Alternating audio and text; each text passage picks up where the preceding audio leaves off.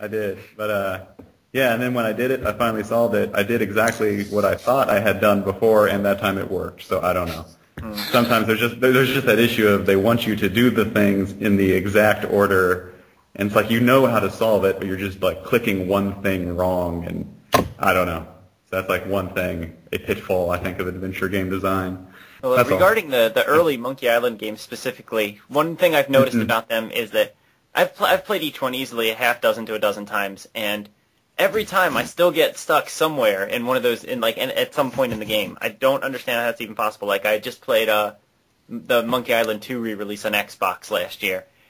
I got stuck like 5 or 6 times in that game. Like, I was using the in-game hints, I still couldn't figure stuff out. The response is how appropriate you fight like a cow. Yeah, always. Every puzzle. It's not always the answer. I remember I could never get off the first island because when you asked him to go talk to the sword fighter, the sword master, I'd wait for him to come back and he'd tell me to jump in the lake. I'm like, how do I jump in the lake? There's no button. I can't even get to the lake. What happens?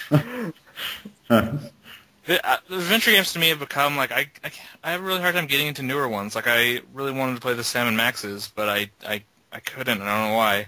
They're just like a nostalgia thing. I'll play Monkey Island 2 over and over again, even today. But I don't know. Well, there's also it's sort of like, reading indie comics when you're so into Marvel and DC that it's the stuff it's the stuff you love, and then anything else isn't just, oh, well, I've heard about this.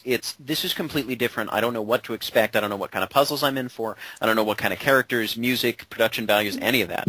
You can read reviews and look at screenshots, but jumping into a new adventure game is sort of an investment, too, because it's not just, oh, well, if I button mash enough or if I spend enough time grinding for levels, I'll eventually beat this. This very well could defeat me.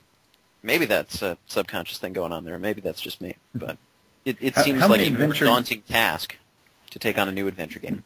Mm-hmm. You said the adventure game will defeat you. I'm trying to think, how many are there out there where you can actually die? In the original Monkey Island, if you put in the effort, you could die. There was one way to die. Drowning. But yeah. 10 minutes of holding your breath. Yeah, but that's cool. I love it. I don't know if you've ever... I'm sorry. Go ahead, Paul. Oh, I was going to say just that death is fun because at the bottom of the screen it changes all of your verbs from pick up, walk, use to bob, float. By hint foot. Anyway. You used to be able to die a lot in King's Quest. Yeah. Yeah, that was one. Yeah. That was the difference. The Sierra games, you could die everywhere. Police Quest, Space Quest, which I also just wrote about, 10 Reasons. Oh, read GameCola. And all of those Sierra games you could die in. And all of the LucasArts games, you were completely immune. And I think... You could die in some of the Indiana Jones games, couldn't you? I think that's right. I remember dying in one of them. So, okay, maybe not all of the LucasArts games, but, most of the modern adventure games I've seen out here haven't let you die, or at least not let you die as frequently as any of these other games. I don't think there's any Telltale games you can die in, for example. Yeah, I haven't seen any yet. Well, I think games in general lately have been avoiding that kind of you go back to the beginning deal. There's a lot more checkpoints and a lot more autosaves and a lot more 152 lives kind of stuff going on. It's a shift in the philosophy of gaming. Now it's people have to spend a fair amount of money to buy a game. There are so many different games out there, so many options. You want to keep people playing, and one of the ways to do that is make it so that you are always winning or always progressing toward winning, whereas in the early days of the Atari, the Nintendo, even the Super Nintendo, if you had a very difficult game, if you were anything like my family, you didn't have a whole bunch of games lining your shelves and your carpet. Yeah. You'd have 2 or 3 or 4 or a dozen games at most, maybe, and you would play the ones that you had until you got good enough to beat them. Because you didn't have anything else to play, or because, this was a challenge. The point of playing a game was to have fun by getting good enough to beat it, not just going through it and eventually beating it automatically. Yeah, I remember my dad actually playing Space Invaders for the Atari, and that he quote, beat it, but all that it did, the last level was everything was invisible, and he actually beat that, and it just looped back to level 1. Yeah, a lot of games did that. Yeah, but the whole concept of challenge just increases gameplay time, and the concept that if he had died on level 255, then he would have been back to level 1.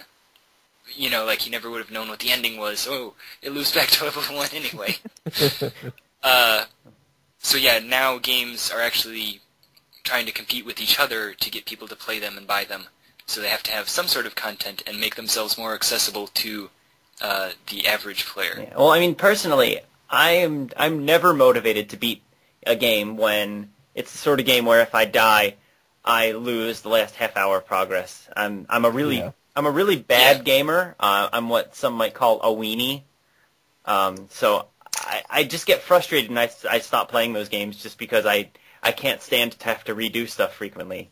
And I don't blame you. I don't think that. I think that's bad game design. Just having to do the same thing over and over and over. Well, that's one of the reasons why I had to cheat to get all of the top secret cheat code bonus unlockables in 007, GoldenEye for the N64. How you have all those things, like paintball mode and DK mode and infinite ammo and all those. Most of those, I got some of them, but most of those I just had to use the cheat codes to unlock because there was no way I was going to spend 25 minutes running around the streets of Moscow, I think it was, only to get gunned down in the last 5 seconds and lose all progress. See, that's it. I hate it when games... I'm sorry to interrupt. No, it's fine. Please do. I strongly dislike it when games ask you to do things that aren't fun. That kind of defeats the purpose of why I'm taking my free time out to play this game. I mean, I don't have a lot of free time, so when I do it, I don't want to spend 20 minutes. I don't want to spend an hour leveling up or playing the same part of a level over and over again. I want to do something, and I want it to be fun. All I have to say is slappers and golden gun. That's true. Perhaps occasionally the reward is worth it. I remember GoldenEye. Trying to do those challenges. When you did do them, though, when you finally got it, it was like you turned it into like a delicate dance of, turn right around this corner at this exact second, shoot this guy 2 times. It was almost like a ballet of just perfection when you finally got it down. And you're exactly right, and that's part of the joy of doing things like that. If you're any good at the game, that you can really make an art out of it, a choreographed dance, like you were saying. But then I've always struggled with first-person shooters on console systems because I do really well using a mouse. I think I might have even talked about this in some other podcast in a previous life or something. But using the mouse and a keyboard, I'm pretty good with first-person shooters, but I can't play them. I'm miserable, anytime anybody ever says, hey, can you come over here and sit next to me and play Halo so that you can spin around in circles and shoot your feet? And I'm like, awesome. So I've never been able to be good enough to accomplish any of the special tasks in, or beat any of the harder difficulty modes in console games. In my case, I had two brothers, so we kind of tag teamed on it. It's like, okay, you can do this one. This is the one I cannot do. You do it, kind of thing, and hand it off, and that made it bearable. It was only doing a third of them each, so. That's exactly how my fiance and I beat the last level of the first Little Big Planet. Where there are a bunch of discrete segments in that game, and there were some I was really good at, and some she was really good at, but there weren't very many that we were both really good at. So we'd been playing through the game up till then as a co-op, but for that point we had to drop the second player and just take turns going through the different segments until we beat it. I didn't really have a point to that story. I just wanted to mention it. Actually, I've asked this previously, but we have different people here this time. Has anybody here played Cave Story? Yes. I keep being told that I should play it. Yeah, the quote, sacred grounds, the level basically after the end of the game, that was always interesting to me. I mean, speedruns and stuff are always fun through the normal game, but this was basically intended to be, you have to be perfect at everything to get through this level.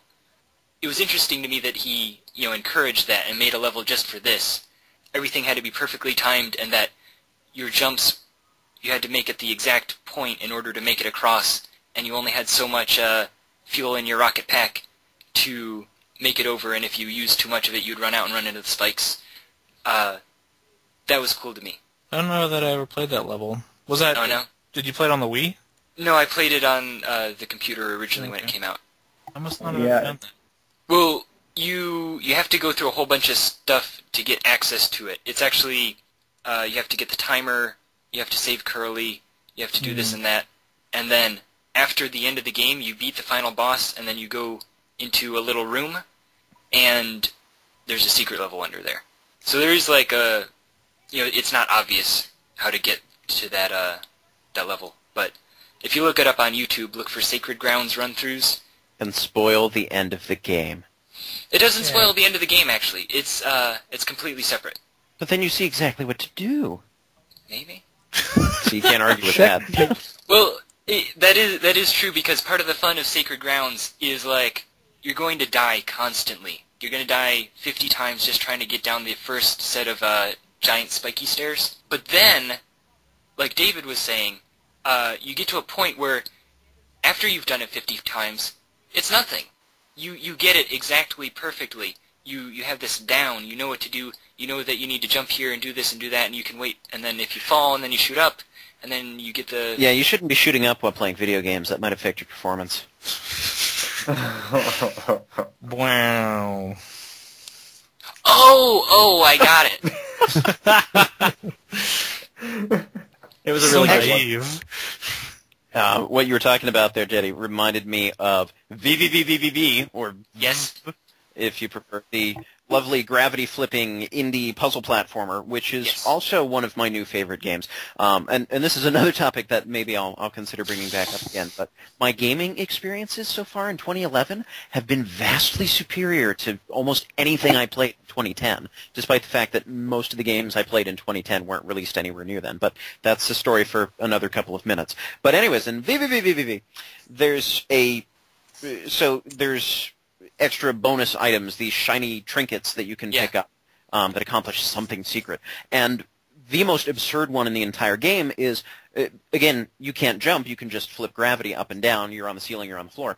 And you walk to this little platform just after a save point, and there's a little nub in the ground, this teensy tiny nub that's barely as high as your ankle if you had an ankle and weren't, completely like 8-bit. And you can't jump over it. So what you have to do is you need to flip upside down, and you fly up to the ceiling, and then you're supposed to walk over and then flip back down on the other side, get your shiny trinket. Except the ceiling is covered with spikes, and there's a little hole along the right side, so you flip upwards, and then you say, oh, okay, well, I'll just fling up myself into the hole, and then go on the next screen, find a ceiling, and then flip back down. Well, you go up to the next screen, and there's more spikes, and now they start to zig left, and then you go up, and it's sort of a straight shot, and then there's another thing, and then it splits off, and then it goes into other directions, then you land. You finally hit a ceiling with all sorts of spikes everywhere, but you land on a floor that you can switch yourself around and start falling back down, except the platform disintegrates after you're standing on it for like a half second. So you need to quickly flip yourself around, then dodge all of the spikes the way you just came up in reverse. And this is like 5 or 6 screens of insanity and just constant reloading. And it's so much fun. But you need to do everything absolutely perfectly. And they don't make you do that in games at all. So I was impressed. Actually, I remember specifically, this isn't a game released in 2011. It was released in 2010. Actually, I think it might have been 2009 even. I watched my roommate at the time play this on my birthday, which my birthday is January 21st, those who are curious. Yeah, last year, around my birthday, I remember him playing that level, and I specifically remember that he actually made it all the way through, but then landed back on the wrong side. Oh, no! Yeah. Yes. So he... But that was the best part about that puzzle for me, is that is insanely, stupidly difficult, and no one, I mean, there's even a sign in the previous room that's like, nobody's going to get this. But just the insanity of it kept making me laugh when I was screwing up instead of making me want to pull my hair out most of the time. It was just so very well designed. And that's something that I've noticed in, maybe it's just the selection of games that I've been playing, but everything I've played in 2011 I've either loved or really liked. There's been like 1 or 2 games that have been like, okay. But 2010, all of the games I played, and a bunch of these are things that I wrote about at some point, either here on GameCola or on Game FAQs, which I wrote for before I joined the GameCola staff. But games like Legacy of the Wizard, Final Fantasy VIII, a lot of games that are ostensibly maybe my type, but then I found myself doing all of these menial tasks or grinding or repeating myself, needing to reload previous states, all of these things. And it was just anytime I picked up a game, I'm like, maybe this will be good. And then I get just invested enough in it that it's going to feel like a total waste of my time if I stop now. But then I say, I really don't want to keep playing this anymore. So I'm so pleased that the games I'm playing now are so much more enjoyable and remind me why I like video games in the first place.